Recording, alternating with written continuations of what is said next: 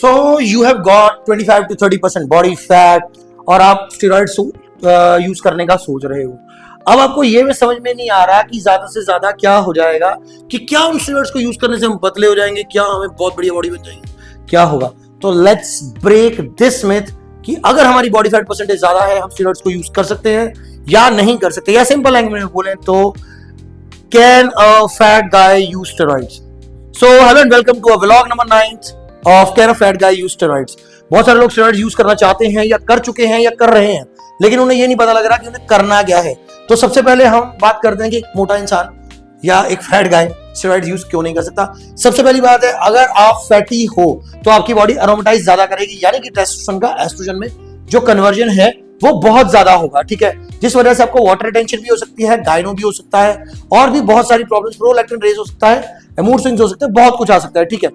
इसके ऊपर जो बात होती है वो ये आती है कि आपकी इंसुलिन सेंसिटिविटी बहुत ज्यादा ड्रॉप कर जाएगी, बहुत पुअर हो जाएगी अगर हम स्टेरॉइड यूज करते हैं। जैसे टेस्ट तो करना ही करना है ना, हर एक में ट्रेनबलोन कर रहे हैं या कुछ करते हैं, इसमें न्यूट्रिशन पार्टीशनिंग जो होती है ना वो बढ़ जाती है। लेकिन अगर हमारी इंसुलिन रेजिस्टेंस जो है वो कम होगी, जो कि एक फैट पर्सन की होती है, तो उस वजह से हमें जो इफेक्ट आएंगे वो कम आएंगे, ब्लंट हो जाएंगे इफेक्ट, ठीक है। उसके बाद ऑलरेडी नॉर्मल सी बात है कि अगर आप मोटे हो, आपकी बॉडी फैट परसेंट ज्यादा है तो रिस्क भी ज्यादा रहेंगे, क्योंकि लिपिड्स वगैरह खराब रहते हैं, हमारा कोलेस्ट्रॉल लेवल हाई रहता है, ठीक है। तो अब ये तो होगी कि हमने क्यों नहीं करना है, ठीक है। दूसरी बात है हम फील कैसा करेंगे। अब आपने देखा होगा बहुत बारी जब आपके पास भी क्लाइंट्स आते हैं तो वो मोटे, पहले क्योंकि इंसान तो पहले सोच के आता है कि मुझे एनाबॉलिक्स करने ही करने, हम लोगों को तो सिर्फ एक रास्ता है, या करवाएंगे या नहीं करवाएंगे, ठीक है। तो वहां पे क्या होता है, कोई इंसान एनाबॉलिक्स कर रहा है, आप उसके साथ कंपैरेटिवली लो बॉडी फैट पे हो तो आपको अच्छा फील हो रहा है, लेकिन उसको नहीं हो रहा। क्यों? क्योंकि उसका लिबिडो डाउन है। ऑल्दो वो बाहर से एक्सोजेनस टेस्टोस्टेरोन पे है, लेकिन उसका लिबिडो डाउन है, ठीक है। As a result of which वो ज्यादा दिक्कतें उसको लगती है, उसको और प्रॉब्लम रहती है, ठीक है।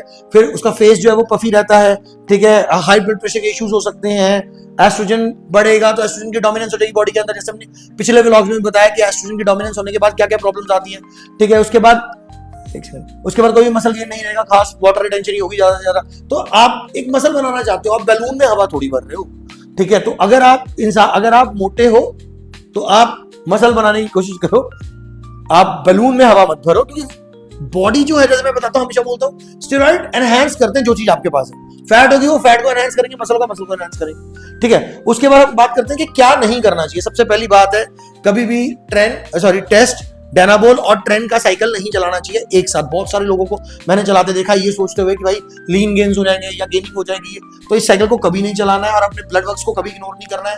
लिपिड प्रोफाइल है आपका, जिसको हम कोलेस्ट्रॉल लेवल नॉर्मल लैंग्वेज में बोलते हैं, एस्ट्रोजन, प्रोलैक्टिन, ये रेगुलरली बेसिस पे आपको करवाने ही पड़ेंगे।